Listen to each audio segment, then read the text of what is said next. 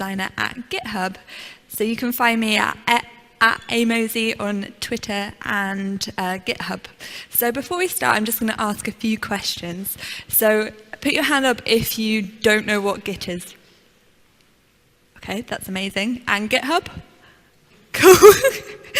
That's great. And put your hand up if you actually use GitHub and you've got a GitHub account. Oh, wow, that's the majority of people. That's really good. Cool, so I won't explain what Git and GitHub is.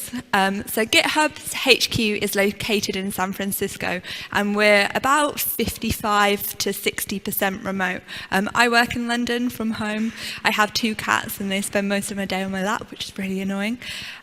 So this is my team. I'm the only person in a European time zone. So I have about 1 to 2 hours overlap a day. So that means that we don't really get much face-to-face contact and we really don't like meetings. So at GitHub, we don't have any front-end engineers. I'm a designer, and all the designers at GitHub, they're in charge of maintaining all the HTML and CSS. So I spend my day between pen, paper, GitHub, Atom, and Terminal. So when you spend so much time designing something which you're using every day, it becomes a little bit weird. So this is a GitHub workflow, and this is how most developers work. This is how we work. But when you're in an organization, you also have your own workflows on top of that, and each organization is very, very different. Organizations don't work the same way that we do. Each organization works differently too. And we sometimes forget that we aren't normal users. People don't use GitHub the way that we do. So I'm going to tell you a few stories now. And the first one is about large file storage. So does anyone here use large file storage? Yeah, one person. That's cool. So it allows you to put large files onto GitHub. So those large files could be PSDs, they could be audio files, they could be videos. And we launched it last year in April. So we've been telling users not to put large files on GitHub for years and years and years. We're telling users to use something else, something like Dropbox, for example. So last year in April, we released Git LFS, and we sat there and we waited, and we waited, and we waited, but no one was using it. And as you can see from this room, one person put their hand up, so people aren't using it still. And we wondered why. And the reason is that we'd spent so long telling people not to use the product. People weren't using it. People were having to adapt their workflows. They were moving away from GitHub, going and using another product.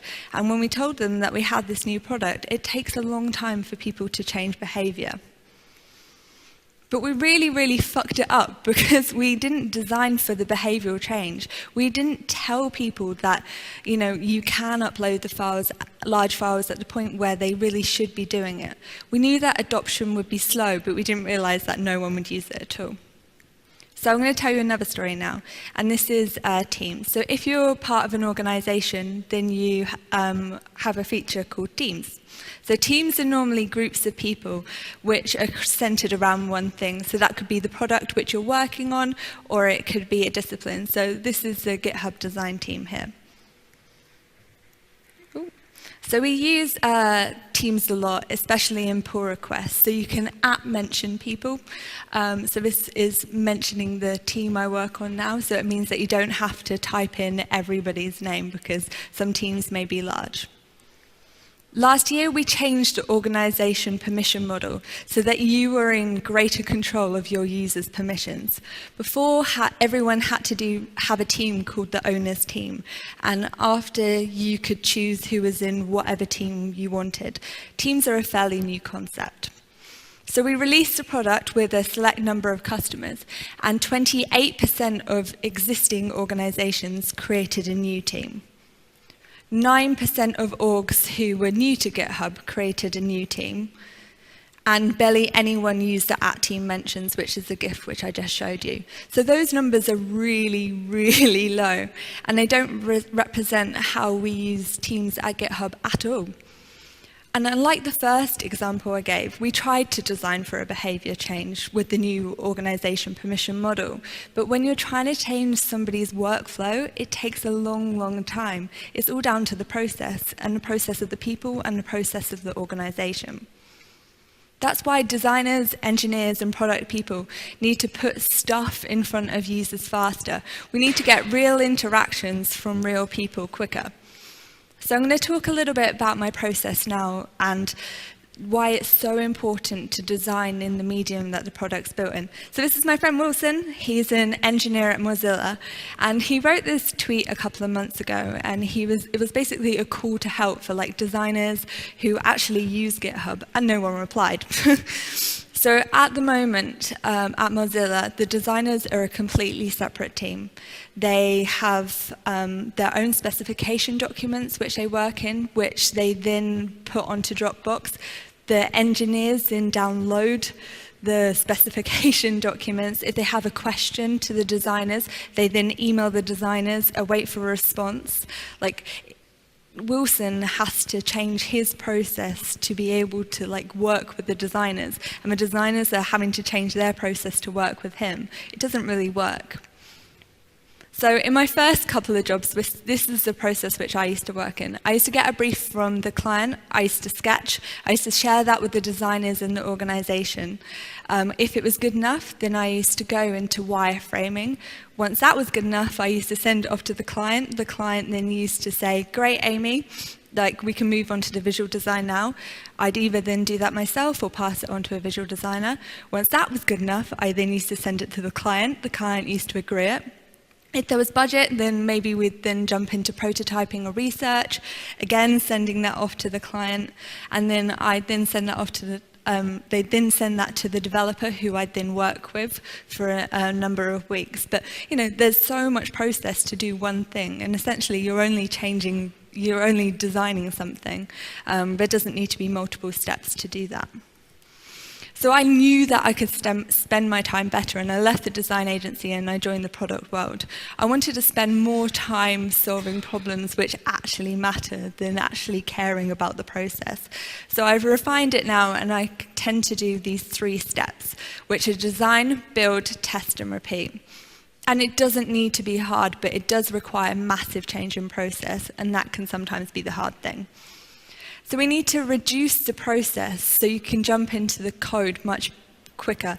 You want to be able to get to work with the real data, real interactions, and get to know how the product exactly works. It's so hard to design a transition state or a button in a Photoshop document and then send that off to the developer and then put that in front of users. It just doesn't work.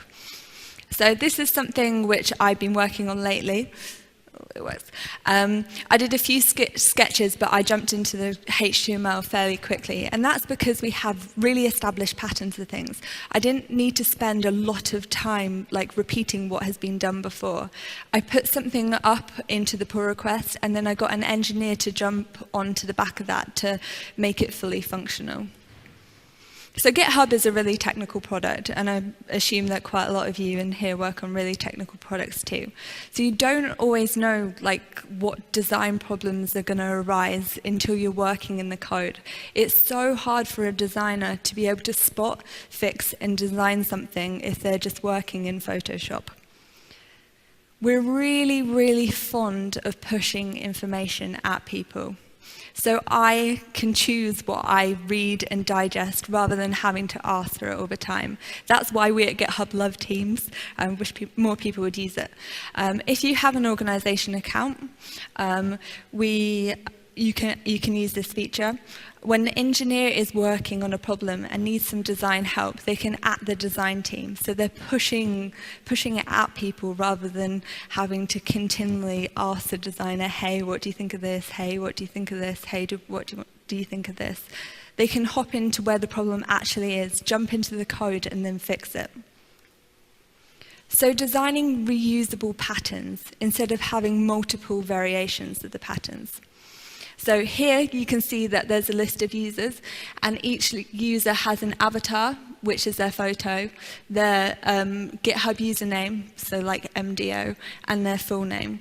So there's loads and loads of tables on GitHub, and they all have users in them. So if I was designing in Photoshop, I could probably have like multiple variations of that pattern.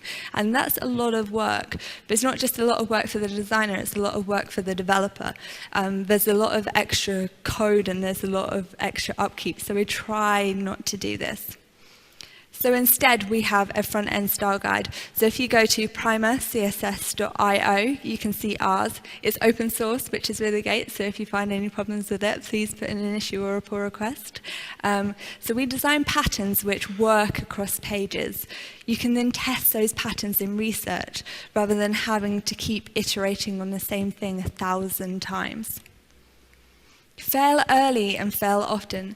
It's way better to put something in front of users than spend months working on something that you're not actually sure if it solves user needs or not.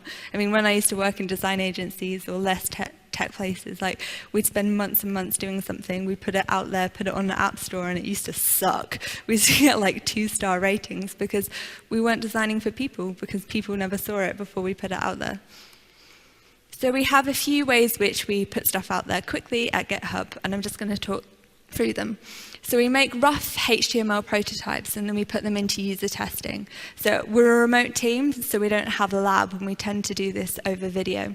And that means that more engineers can then join in, rather than sitting right next to a user and then feeling too scared that you can't like look over and actually see what you're doing. And everything's recorded, and we can share it around really easily.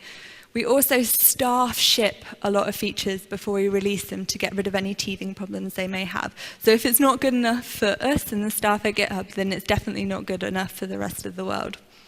And we also get lots of groups of users to sign up to something called an early release program, which means that we have groups of customers who sign up to either a feature or a product early. So they know that it's not in the best shape, but they're really, really happy to give feedback and work with us and the research team to continue to iterate. So we do research with them, and we also continue to have like written feedback conversations too, which is really great. So it's way better to comment on how the thing works rather than it looks. So if I create a page in Photoshop or I create a button and I send it across to the client, then they're just going to be like, oh, well, maybe I don't quite like that color green. Can you change it, Amy? And I'm like, oh, like if I change it, you probably won't like this other color green. It's never going to be perfect. But it's way better to comment on how the thing looks, how the thing works than how it looks. So here is the design team. We're doing some research with a visually impaired computer science student. He's using GitHub using a screen reader. If we as designers weren't like designing in the code, then we'd never be able to design this stuff accessibly. We need to be working in the HTML, or designers should be doing that. So I think this is probably my favorite thing at GitHub. So I've worked in other tech places, and the designers, they've been using GitHub at a push, but never the researchers. We're really fond of putting the research next to the product. So this is a research team. They work on GitHub too. All the research which they do lives next to the product. So that includes specific case studies which we've done about products or features. We also use labels really well.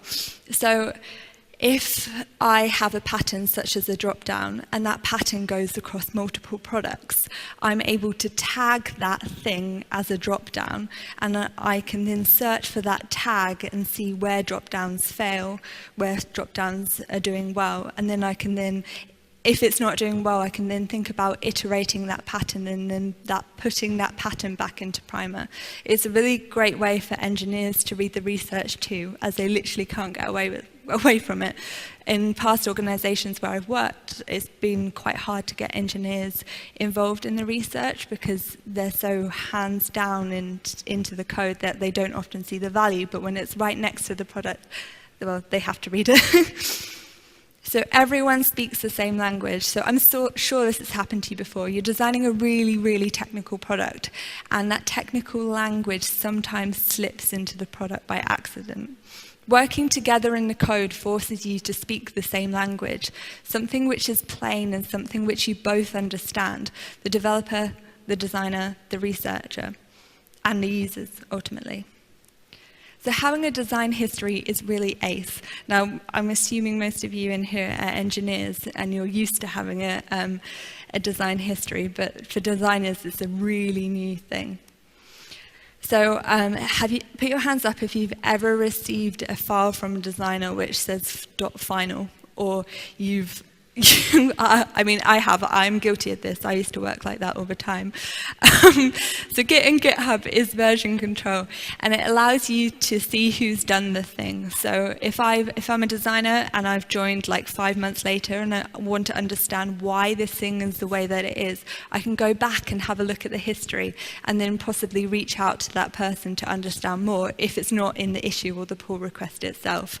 But yeah, having one file but multiple revisions is just probably one of the best things. So earlier I spoke about being a remote employee and designing asynchronously. So communication is absolute key to this. So when sketching, I write up my flows and ideas in issues. I'm really fond of sketching because it's throwaway, it's really cheap, and it gets the idea across really, really quickly. If I need to make sure that it's super clear to someone who's 8 hours ahead of me, and they can understand something without having to have like a conversation back and forth. I think that's one of the biggest things I've learned since working at GitHub. My writing has improved dramatically because of the asynchronous workflow. I then, when it's at a good stage, I'll then jump into a pull request, I'll do the front end, and then I'll get a developer to jump into the back end to make it fully functional. I spend less time wasting my energy on the process and more time iterating on things that really matter, improving the product.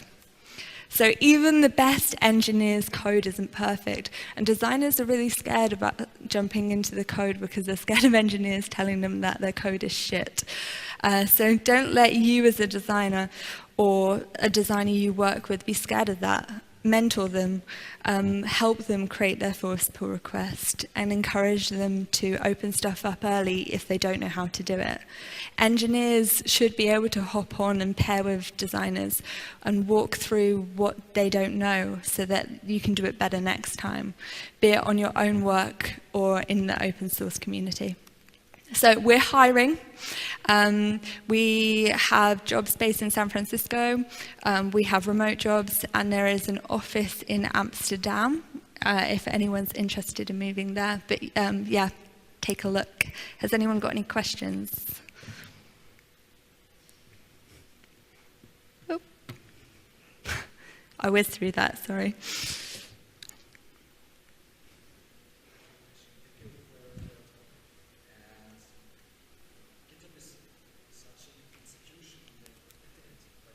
Yeah.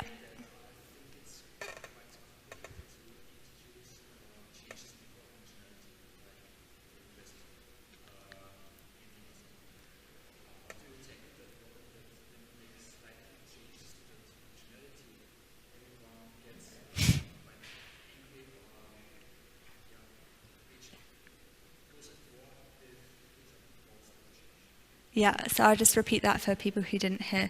So GitHub has a very specific way of working, and people who use it have adapted to that workflow.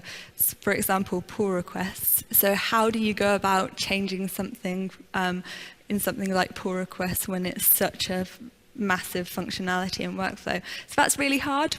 A couple of years ago, someone wrote a blog about when we changed the favicon and the fact that it ruined his life, and that's gone down in history.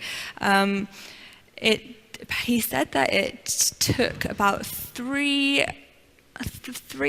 weeks for him to be able to get used to the favicon just changing and him being able to switch between tabs. Yeah, we totally get that. And we spend a lot of time creating experiments and A/B testing stuff before we put it out there. So earlier I spoke about staff shipping. So the GitHub which I have looks very, very different to the GitHub which you will use. So we staff ship stuff, and That's for about 1 to 2 months. It could be longer, like depending on how big the feature is. And we're continually iterating throughout that time.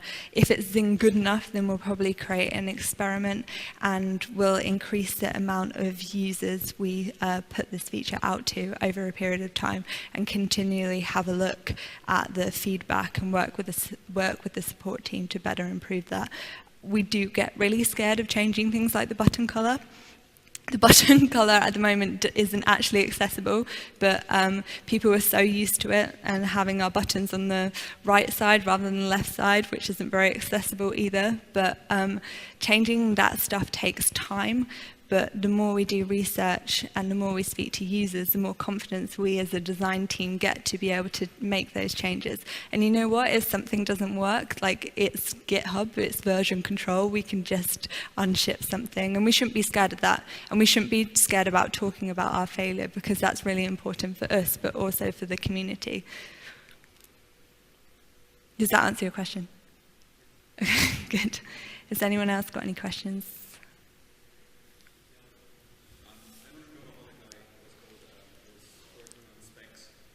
Wilson.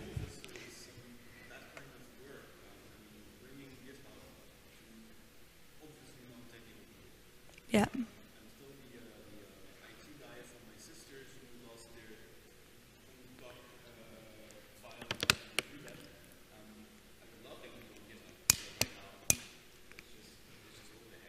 Yeah.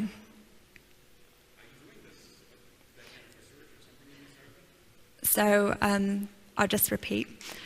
So GitHub, it's very technical and the barrier to entry can be quite high. Are we doing anything about that?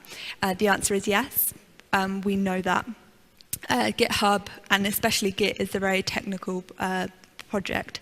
So we've tried to take it as down to earth as we can, and we've spent the last 10 years trying to do that, but only really for developers. And we know that developers are the only people who use it. You have product managers, you have writers, you have designers, you have people who just want to put their holiday photos or organize their household jobs on GitHub too. So we run things called patchworks, and they happen every couple of weeks in different cities around the world. And we teach new developers or people who want to use GitHub how to use Git, how to use GitHub in the easiest way possible. A lot of our researchers go to that so they can actually understand where people are having problems and try and adapt the product for that. A couple of years ago, we kind of stopped working on new features and just went back to focusing on the product itself, because you have products like Atlassian and like Jira, and they do loads of things, whereas GitHub is really just focused on the developer. And over the last couple of months, we've decided that, well, we did that really well for a year, but actually so many more people use GitHub, we need to make it better for everyone. So we've got new user team working really hard on that problem at the moment to try and reduce that barrier to entry. There's also stuff like the GitHub desktop app, so you don't have to use terminal. I know most designers choose to use that rather than terminal anyway. But yeah, we can do better, and we're really trying to.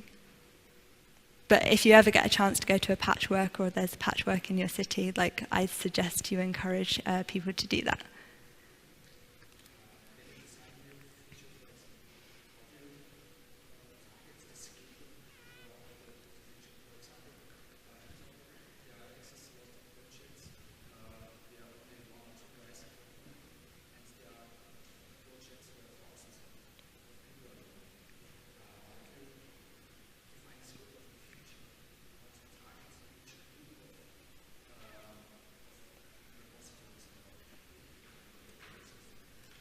Okay, so how do we define the scope when there are organizations of varying size using the product? Is that cool? That's hard. I'll give you an example of a product or a feature I've worked on recently where we've had to define that. So in organizations, you're able to add users to an organization or add users to a team. So at the moment, you're only able to add users who are part of GitHub already. but organizations for ages have been requesting that they wanted to add users who aren't GitHub users to try and encourage them to join. So the easiest way for us to do that is to start by organizations which have fewer developers, because you can singly enter an email address, press add, and then they then get added to the organization or team. But then you're looking at larger or medium-sized organizations which require maybe like bulk, or if they have LDAP, or they have SAML, or they have a robot setting up all of their users. So we'll do the easiest win first, and then we'll then put that out there, see if we get any feedback, and then we'll then start looking into more advanced workflows, larger organizations, and then start developing the feature from there. I mean, that's a very specific example around adding, because it was so easy to do that. And then it varies between if it's an enterprise feature or if it's a GitHub.com feature. There's like different scoping and prioritization depending on what product it is as well. So it varies, but I guess that's the same across any project, not just GitHub. Any more questions?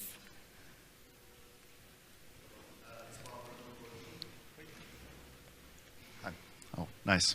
It's about remote working. Since you're working remotely, how do you communicate between you guys in the team? So most of the developers are 8 hours behind me. I always get that one confused. 8 hours behind me. So most of the day I'll be working in issues and pull requests, CCing them in individually or CCing the team in. If we need to have a chat about something, then we have a Slack channel, which is obviously completely open for anyone to join, and we have conversations there. Face-to-face is really important as well. We try to get together every couple of months in the same place to hang out and just make sure that we're all on the same page.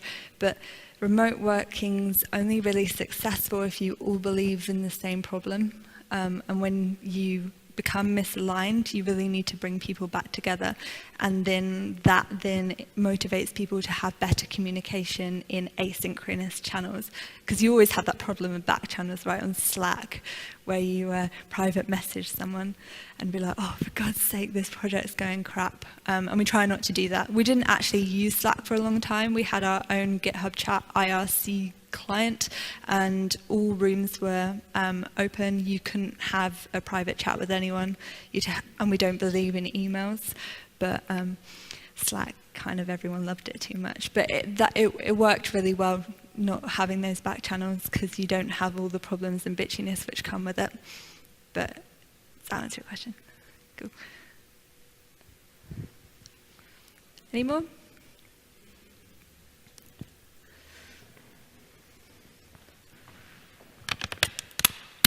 This is kind of a variation of an earlier question, but is there anything specifically to like the Teams notification or mentioning feature and the large file storage feature where you say in hindsight, of course, you would have done this and that differently, which, yeah.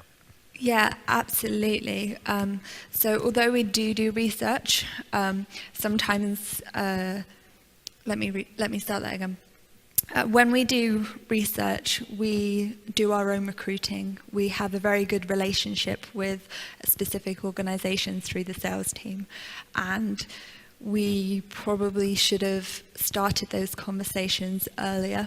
But sometimes you get so busy and so wrapped up in building products that you take longer to be able to take a step back, actually understand the problems of the actual product, think of specific questions, and like the research brief to then speak with the researchers to then speak to the organizations, and that takes a lot of time and a lot of process, and research is becoming a really big part of GitHub, and it has been over the last 3 years, but previously a lot, I can say this, previously developers, when research was introduced at GitHub, said, why do we need research?